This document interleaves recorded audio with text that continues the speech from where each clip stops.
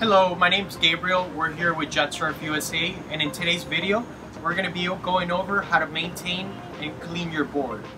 Starting off by every time that you get out of the water, you put your board on your stand.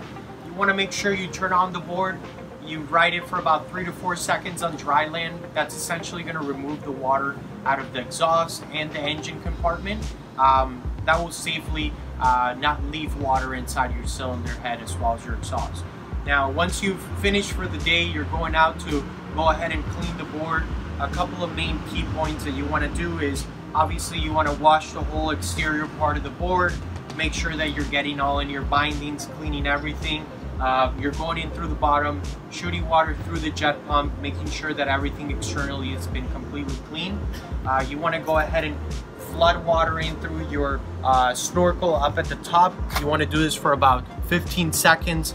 This water is going to be flowing in through the side back into your engine compartment, as well as through the back of your exhaust and in the back. Now, what this does is it's going to clean any water that you took in while you were riding throughout the day. Once you've done that, now you want to go ahead and power on your board for the first time. So you want to introduce the key. This is essentially going to power on the bilge pump. Any water that's located inside your engine compartment will start to come out through your bilge pump. So you remove this, you put this aside.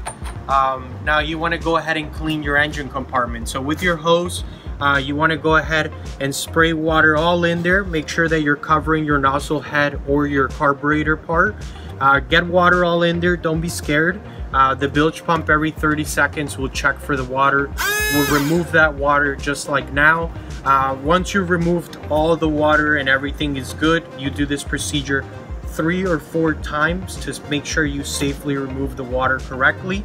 You then want to go ahead and put water into your cooling system.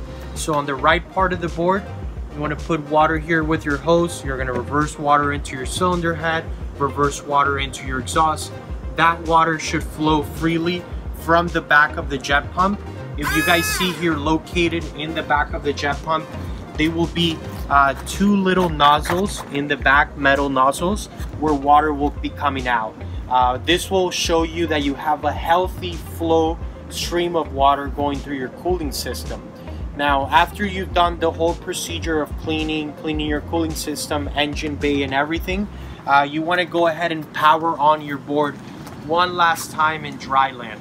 Same procedure when you get out of the water. You want to do it after you have cleaned it and pushed water into your cylinder. You'll turn on the board in dry land. You're going to run it for about 3 to 5 seconds. This will remove all the water from the cylinder head as well as the exhaust, and then that pretty much will finalize your cleaning for the day. You want to get some WD-40 into your metal components. Make sure that everything is nice and tidy.